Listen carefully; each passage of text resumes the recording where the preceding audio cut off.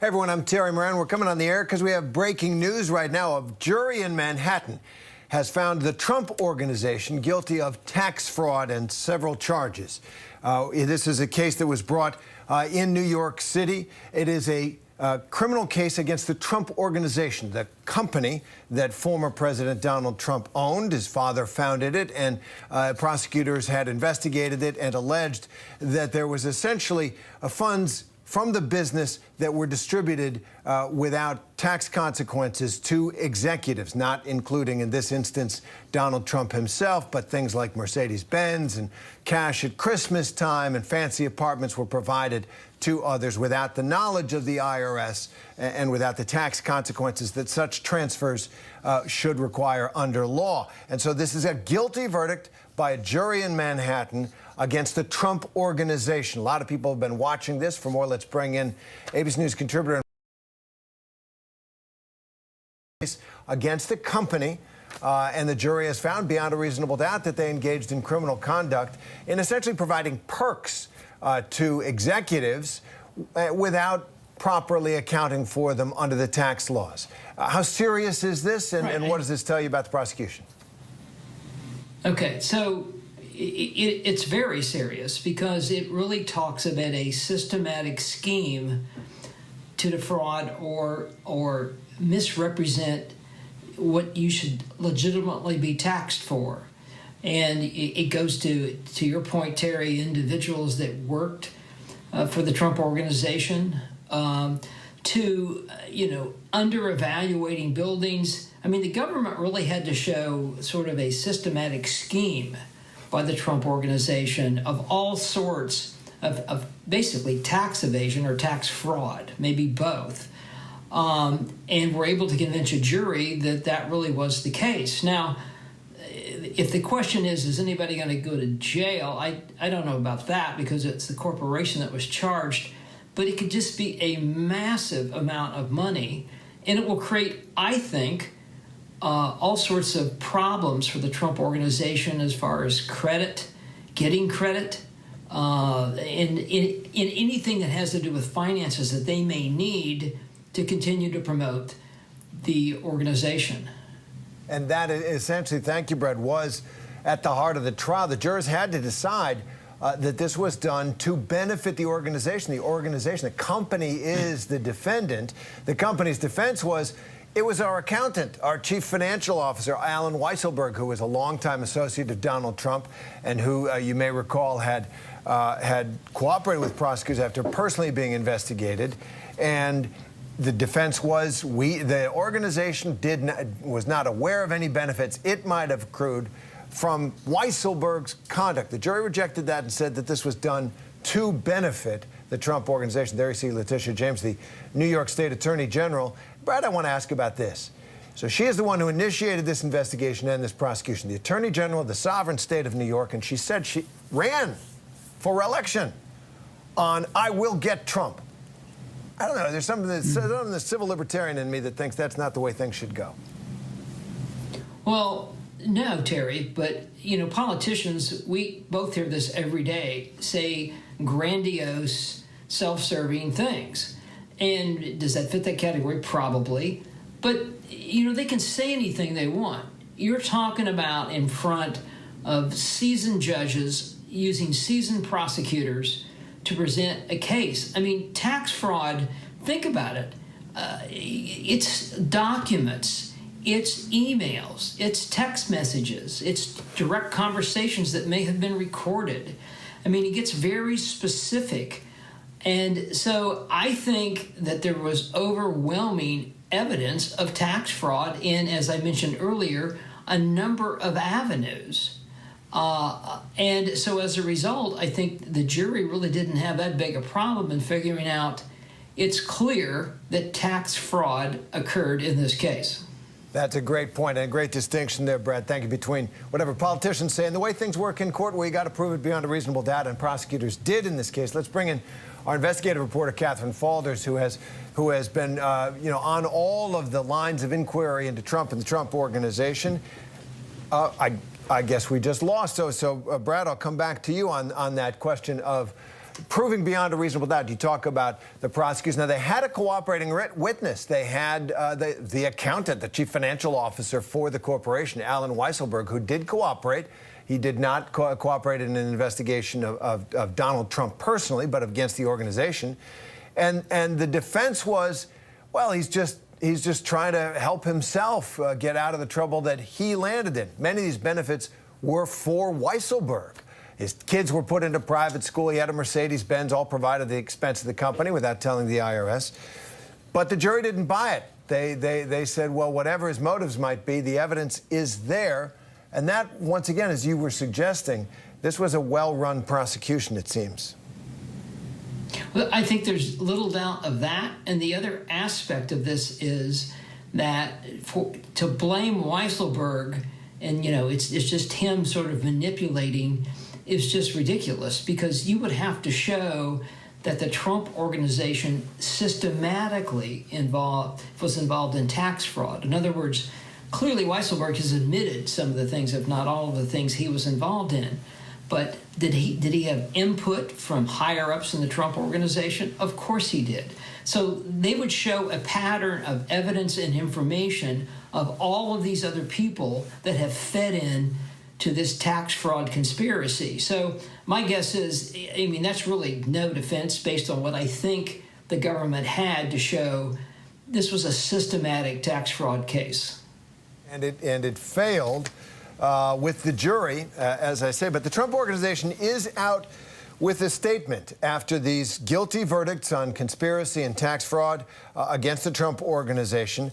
And the organization's statement deals with Mr. Alan Weisselberg, who was the former chief financial officer and has now essentially cooperated with prosecutors. Here's the Trump organization's statement as follows, quote, Mr.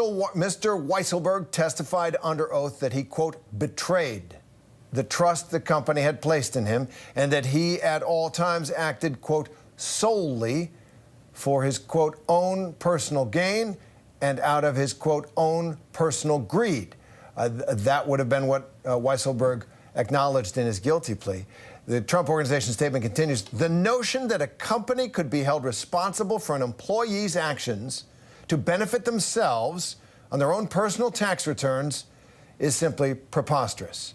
Now, Brad, if I could just come back to you once more, they're now, that's a case on appeal, isn't it? You see the Trump organization guilty counts there. Yeah, I'm sure it will be. But that's a great statement for the people who don't really know or understand this case, which is going to be, quite frankly, a majority of folks who have heard about this case. So that's kind of a self-serving, it's him, it's not us. But to go back to what I said earlier, Terry, there is mountains of evidence that shows the coordinated, systematic tax fraud that goes beyond just what happened with Weisselberg. And now look, in every case, the criminal cases, the violent criminal cases you and I have talked about, there are many times our informants. Are informants self-serving? Sure they are, but you still have to prove the case. Right.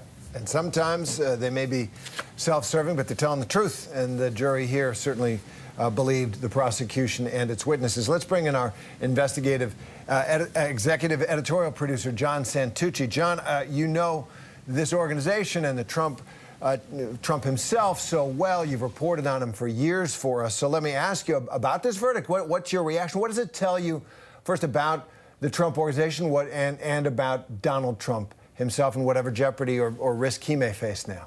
Well, the big thing has always been, Terry, that the risk was going to be that if they were found guilty of a felony, and they've been found guilty now of multiple felonies, the banks could come calling. And this could be the biggest problem that would happen for the Trump organization. Because as we've reported over the years, many of Donald Trump's businesses have been on the books with many banks, Deutsche Bank, Bank of America. So if any of us, you, me, apply for a mortgage, we get our mortgage, if we are convicted of a felony, Terry, the bank could come calling and say, hi there, we don't want to do business with you anymore. And that has been the fear for many executives and many family members of Donald Trump, that if they were found guilty, this could happen. Look, if you've talked to people that have been around Donald Trump for the last several weeks, as this trial has gone on for some time, it was delayed due to COVID at one point early on.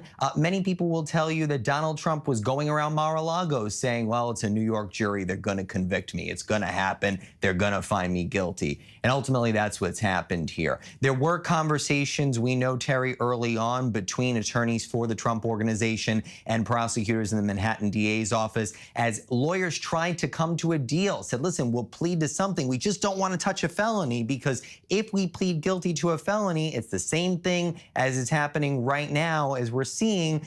Ultimately, they'd have a problem with their lenders. So now is going to be the question of how this moves forward. We've reached out to members of the Trump family, to the former president, to see if they will appeal. You got to imagine that that is certainly going to happen, but that statement we obtained, which you just shared with our viewers, it is very clear they are trying to blame Allen Weisselberg. And as Terry, you'll recall, this was a person that had been very loyal to Donald Trump. He worked for Donald Trump's father before he ended up working for the Trump Organization.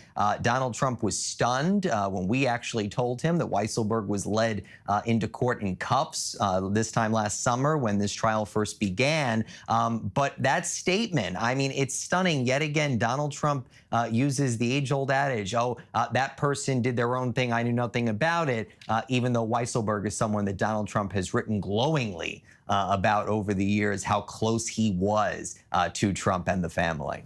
Yeah, well, to use a New York phrase, he's dead to him now, right? Exactly.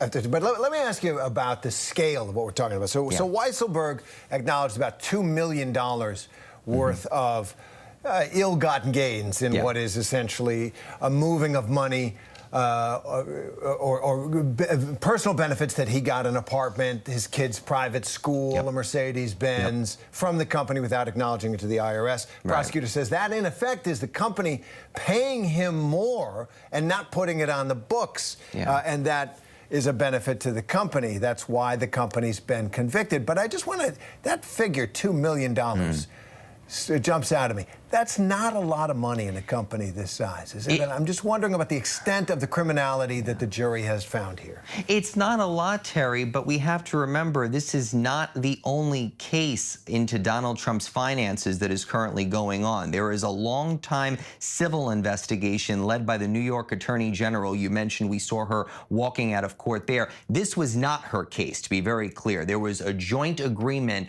of prosecutors working together. Prosecutors from the Manhattan DA's office, which brought this case, and the New York Attorney General's office, that is the case that I'm referring to, they worked together because they were going down similar paths, if you will. The Manhattan DA case focused strictly on these fringe benefits that you mentioned, the cars, the apartments, the school tuition, etc. But the New York Attorney General's probe has looked more into Donald Trump's evaluation and devaluation of properties. And we've seen the charges she has brought. Now, they are civil charges, but they come with a hefty fine. That's way more than $2 million. We're in the hundreds of millions of dollars in that case. But I think what both of these cases show is, frankly, just the way that the Trump Organization has done business for multiple years, the way that they tried to touch that red line and ultimately, as this case proves, cross it. John, I thank you for correcting me. I got my Trump investigations kind of tangled up there. You can keep them all. There's too many, Terry. We have an Excel sheet. I know you keep them straight.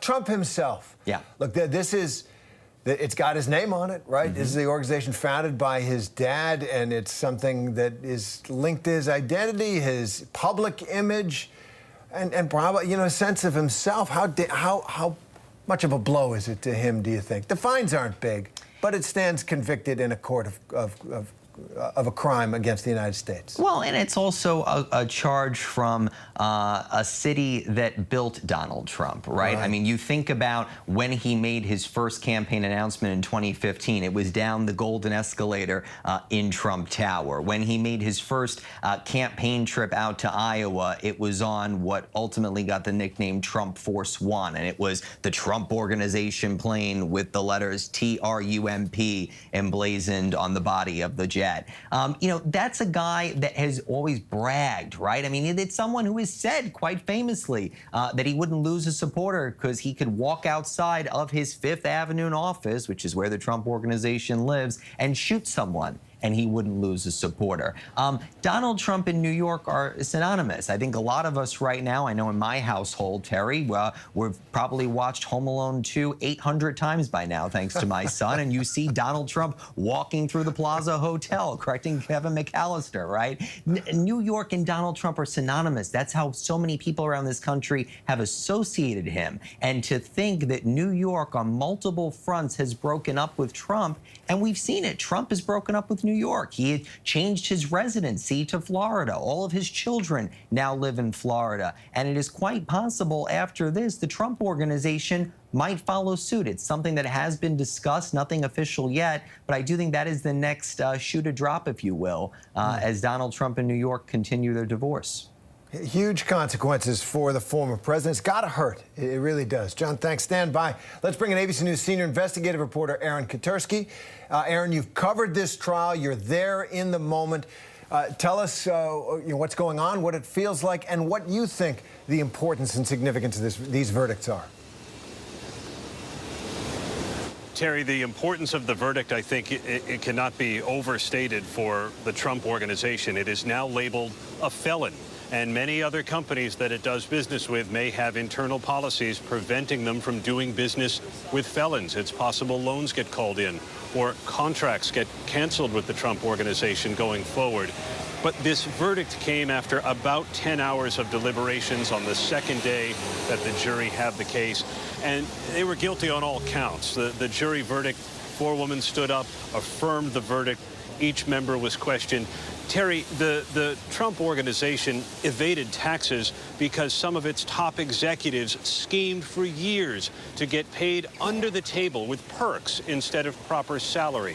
Things like tuition for the grandkids to go to fancy private school here in Manhattan, rent for a nice apartment along the Hudson River, or even extra cash at Christmas time. Alan Weisselberg, the chief financial officer, would write down his salary, falsify his W-2, and not declare those perks as income. And the defense tried to say that, well, Weisselberg was just greedy, that the company had no benefit. But prosecutors said that there was an intent to benefit because the Trump Organization could pay less in salary and bonuses and pay a little bit less on its payroll taxes, too. So a huge verdict for the Trump Organization.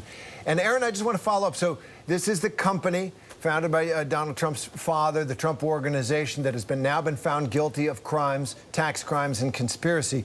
But Donald Trump himself, personally, not a defendant in this trial, supposed to keep him very separate, but he was mentioned plenty in this trial. It was the elephant not in the room, as one of the lawyers said. What did we learn about Trump and whatever possible criminal liability, if any, he might face because of these shenanigans that a jury has now found the Trump Organization was involved in? The Manhattan District Attorney's Office has an ongoing criminal investigation that could well target Trump in the future. That investigation had seemed dormant earlier this year, but has been revived in more recent months to go far as back as the hush payment to Stormy Daniels. Prosecutors have been looking at that again. And then there's all the ways that Trump would value his real estate holdings, increasing their value when it suited his business interests, or decreasing the value when he was seeking some kind of loan or tax break. So Donald Trump is not out of the woods, even though he was not a defendant in this case that has now resulted in the conviction of his company.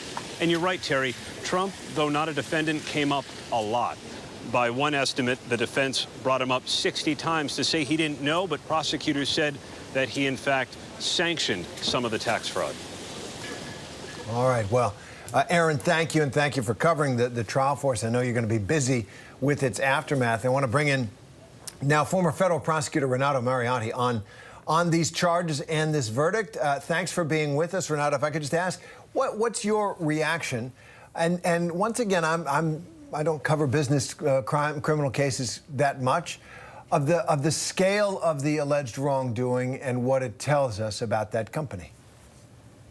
Well, it's significant. I mean, it certainly suggests a complete breakdown of any compliance function there. There's no culture of compliance. This is an organization that from the very top was sanctioning criminal activity. So obviously, not a very good look for that company. And also, I would just add a problem going forward for them because there is an ongoing civil case that the Attorney General has brought seeking extraordinary remedies against the Trump organization, where, for example, the organization would potentially lose its license, no longer exist in New York State, would have all sorts of limits placed upon it. And in that same, this is the same company, of course, that now has been convicted of felony fraud charges. So I think very significant implications down the road for the Trump organization as well. And Renato, the president's talking about the economy in Arizona, so we're going to go to that for a minute. But I want to get one more quick thought from you on what a lot of people who voted for Trump, right? There were 71 million in the last election, and Trump himself is saying that this prosecution began not with an investigation of a crime, but an investigation of a person. In other words, that this was targeted prosecution. What do you make of that? And just as a former prosecutor, what do you think about that in this case? Well, it's a very, very bizarre argument to make because Donald Trump wasn't charged. I mean, the Manhattan DA could have charged Donald Trump, did not do so, showed some restraint, which I think is admirable. And here you have a company where the CFO of that company pleaded guilty to fraud and testified under oath that the company was committing fraud. How could you be surprised that a jury came to this conclusion? And certainly, how could you criticize the verdict? Here, it's very difficult for me to understand how you would expect a jury to come to any other conclusion given the testimony of its CFO. Right. And the jury once again held to the standard of beyond a reasonable doubt in a criminal trial, and that's what they found. Renato Mariani, and as well as Aaron Katersky, John Santucci, Brad Garrett, thanks to all on this case. As I say, we're going to take you now to Phoenix, Arizona. President Biden is there. He's delivering remarks on his economic policies and the manufacturing sector in particular. Let's listen in. And Sanjay of Micron. Sanjay has represented more than 24 tech and manufacturing companies, and you're here because you're seeing what we're all seeing. American manufacturing is back, folks. American manufacturing is back. I recently took a trip literally around the world, starting in Egypt and ending up in Guam and finally coming home, ending with a meeting in Indonesia with the G20. The countries with many of the largest economies in the world. And what was clear in those meetings is the United States is better positioned than any other nation to lead the world economy in the years ahead if we keep our focus. There's a strong sense from all the world leaders of the resiliency of the American economy, and we're seeing it here at home with investments like the one we're talking about today. Together, with the help of your elected leaders here today, we've had an extraordinary 2 years of progress. We passed the American Rescue Plan, keeping tens of thousands of cops, firefighters, teachers, first responders on the job in all 50 states when revenues dropped because of the nature of the economy. We fully vaccinated more than 220 million people. We're rebuilding our infrastructure, fixing our roads, our bridges, our airports, strengthening American manufacturing by creating 750,000 manufacturing jobs just since I become president. And what I'm most excited about is people are starting to feel a sense of optimism as they see the impact of the achievements in their own lives. It's going to accelerate in months ahead, and as part of the broad story about the economy we're building that works for everyone. One that grows from the bottom up and the middle out, that positions Americans to win the economic competition of the 21st century. When we grow it that way, the poor have a shot, the middle class do well, and the wealthy do very well. My dad used to have a saying. He said, you say, a job is about a lot more than a paycheck, Joey. It's about your dignity. It's about respect. It's about being able to look your child in the eye and say, honey, it's going to be okay. It's going to be okay. Thousands of Arizonans are going to be able to look their kid in the eye because of what you're doing here today and saying, honey, it's going to be okay, and mean it.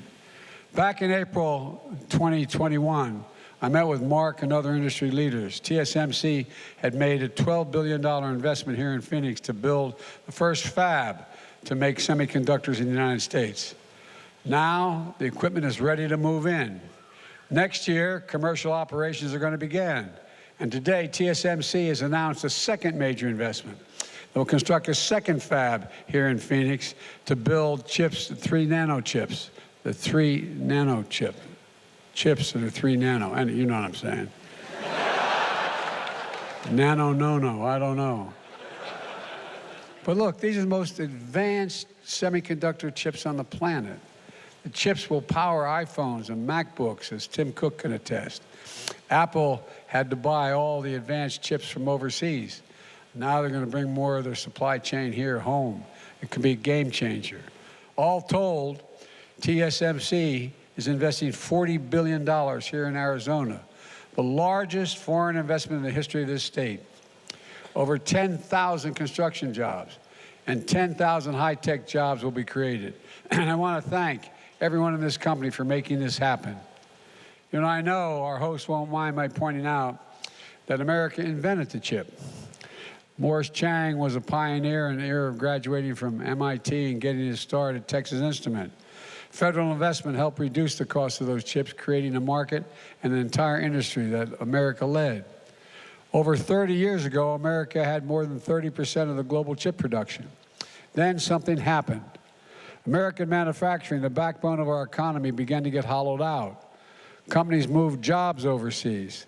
Today we're down to producing only around 10% of the world's chips, despite leading the world in research and design of new chip technologies. But folks, where is it written? Where is it written that America can't lead the world once again in manufacturing? I don't know where that's written, and we're proving it can.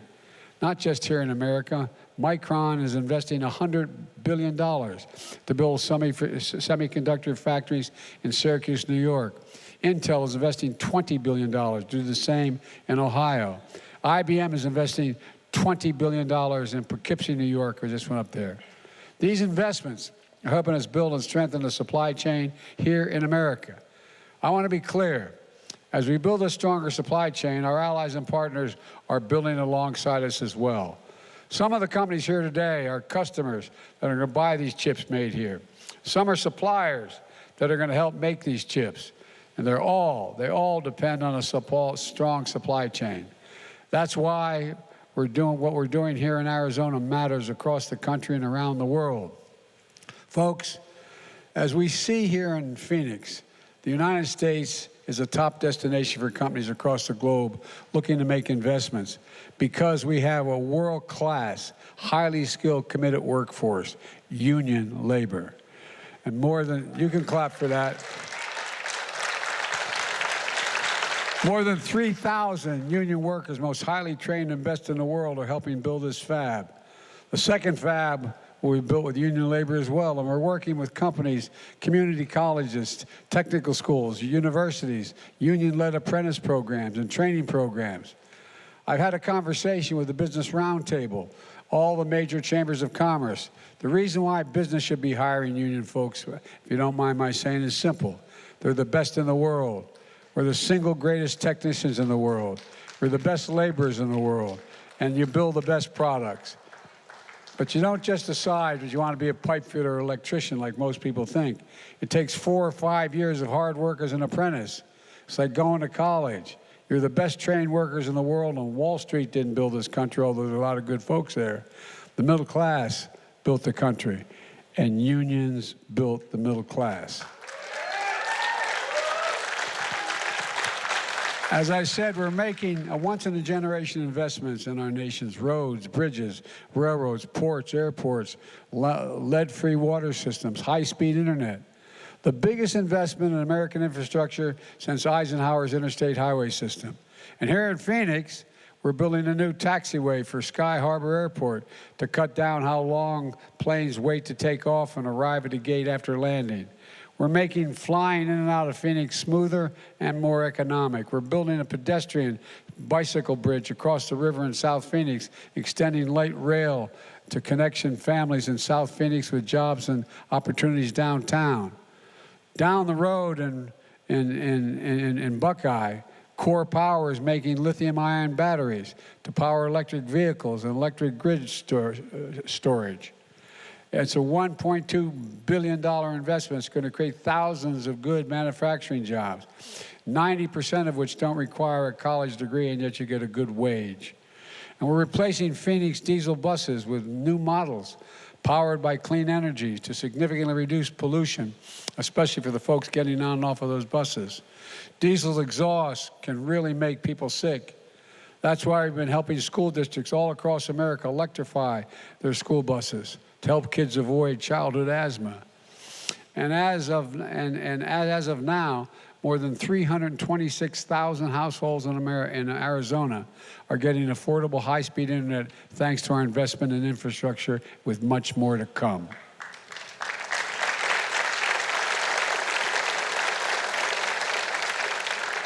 When Arizonans see the big picture, in your hometowns, cranes going up, shovels in the ground, workers with hard hats, I want you to feel the way I feel. Pride. Pride. We can do, what we can do together is just anything, virtually anything. Folks, here's the bottom line. Our approach to building the economy of the future is from the bottom up and the middle out, and it's working. We've added jobs every single month of my presidency, 10.5 million new jobs. 750,000 of them manufacturing jobs. Exports are up, which means we're making things here in America and shipping the products overseas rather than shipping the jobs overseas to make things overseas and bring them back home. And we have much more to do. All this is why the economy grew 2.9% last quarter. And now inflation, the grocery store is coming down. Prices of things like clothing, televisions, appliances are going down. And there's good news for the holiday season. Gas prices have fallen below the levels they are before Putin's invasion of Ukraine. It's going to take time to get inflation back to normal levels as we keep our job market resilient. We could see setbacks along the way, to state the obvious. But we're laser focused on this. And all the hard work is making a real difference for people, including folks right here in Arizona, like Patricia McKinley, who owns her own small trucking business here in Phoenix. She has 5 employees. The pandemic hit her company hard. But these new infrastructure projects for Arizona mean more work for her and her team, a chance to grow her business, to secure her business. And Paul Sorosa, who grew up picking seasonal produce here in Arizona, his parents believed in education. So Paul went to college and studied business. He launched a cleaning business. Now he has over 100 employees in his company. TSMC is now his biggest customer. And now they're expanding into Phoenix. Paul will be hiring a lot more workers. These are countless stories like these across the country where people are benefiting from what you all are doing. People working hard every day, never giving up, seizing every opportunity they can to get ahead. That's who this is about. Folks like Patricia and Paul. And they're why I'm unapologetic about fighting for American workers and getting the economy to work for working people. Let me close with this. It's been a rough few years for hardworking Americans, for businesses as well. In a lot of families, things are still pretty rough. But they're bright spots where America is reasserting itself, and the innovation and manufacturing boom here in Arizona is one of those places. I ask leaders of companies like TSMC this question. When the United States decides to invest considerable resources in a new industry that we need to build up, does that encourage business or to get them in the game, or does it discourage them?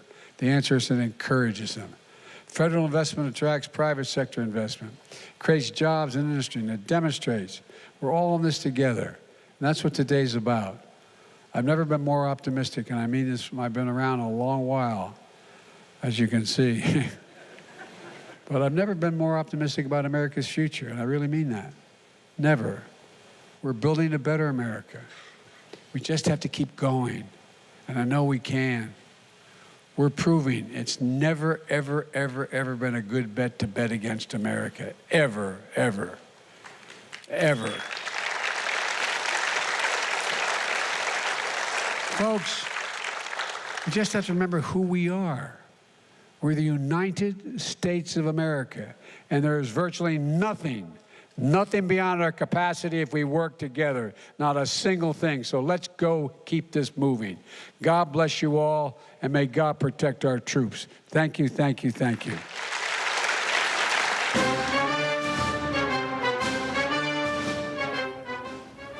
There's Joe Biden, the president of the United States. He's in Phoenix, Arizona. He's making remarks on the economy at yet another chip facility that he is seeing and welcoming their expansion in this economy, as he has done in other states, and taken credit for the expansion in essentially next-generation industries. In energy, obviously, with the major $368 billion Inflation Reduction Act, they called it, but much of it was about climate change and the green energy industries that are coming up, batteries and cells and such, and also chips. He got a major bill to accelerate American chip manufacturing. That's what he's doing there. And he's taken a bit of a victory lap there, and once again trying to get the word out that although inflation may still be very painful and people are anxious about the economy, he thinks things are going well. And that was the president's message. Let's get a bit of a closer look at that. For more, let's bring in ABC News Chief White House correspondent Cecilia Vega, along with business reporter Alexis Christophers. Cecilia, I want to go to you first. You cover Joe Biden on a regular basis. First, did I get that right? Is that what he's doing out there? And why now? What is he trying to do with the bully pulpit of the presidency by going to these chip factories and talking up what they're doing there? Yeah, Terry, you're right when you say he's visiting another one, because it's actually he's visited a few in the last few months, and we should give a little context here, because you hear semiconductors and chips, and if you're like me, you're like, what is that, and why does this affect my life? Well, they actually really do. They're a huge part of all of the lives that we live. If you have one of these, if you have a laptop, there's a chip in one of them, a semiconductor chip in one of them, and they basically keep these personal electronic devices and their batteries running. So they're hugely important. And he's there, as you said, to tout this, and this is the key word here, bipartisan. He had Republican votes on that $50 billion Chips and Science Act that he signed into law back in August. So the why now of it, though, is really he is trying to show what you can get done when you have a bipartisan agenda. He didn't get very many bipartisan wins in his first 2 years in office, but he is coming out of those midterms with a little bit of a little bit of wind in his sails right now, and basically trying to send this message to Republicans and, frankly, to the country, as he is now staring down a split chamber in Congress starting next year, that, look, when we work together, we can help Americans. This plant right here that he is talking about, they're announcing a second plant in Arizona, $40 billion investment there from this Taiwanese company, and perhaps more to come if the U.S. ends up approving some grants in that area. So you're talking about tons of jobs. The president is saying that this is going to help the military, especially, and just we're talking about a huge number of jobs coming on the line from that. So he's basically there to wave that flag and say, look what we did. We need to do more of this. You know, and it's interesting. I want to follow up on something, Cecilia. Once again, correct me if I'm wrong, but you said something that was very intriguing to me, which is that he's trying to send the message that he can work in a bipartisan way where you can get things done, practical things that the American people will benefit from. And I wondered, it felt to me like you didn't see a lot of that over the past, couple of years. Obviously, there was the pandemic in the first part of his presidency, still out there, still affecting travel and gatherings and such. But is this an effort, do you think, to sort of boost his stature as president so he gets a little more leverage in this divided Congress and says, look, the American people like what we did the last time, let's do some more? You and I both live and work in this town, and I think you're bringing the optimism that I love in you as my friend and office mate down the hall. I don't know if that's actually going to be the case with a speech like this. This is not the Democrats and Republicans that Biden came up and spent 3 decades working with in the Senate. This is a completely different time. We live in a really polarized country. I don't need to tell you that. You talk about it every day on this show. I think what this is the president hoping to send that message. I think at the end of the day, the reality is he has a really huge uphill battle going forward. Even if you just extrapolate this one issue at hand, this issue of semiconductors and this $50 billion bill, some odd $50 billion bill that he signed into law back in August.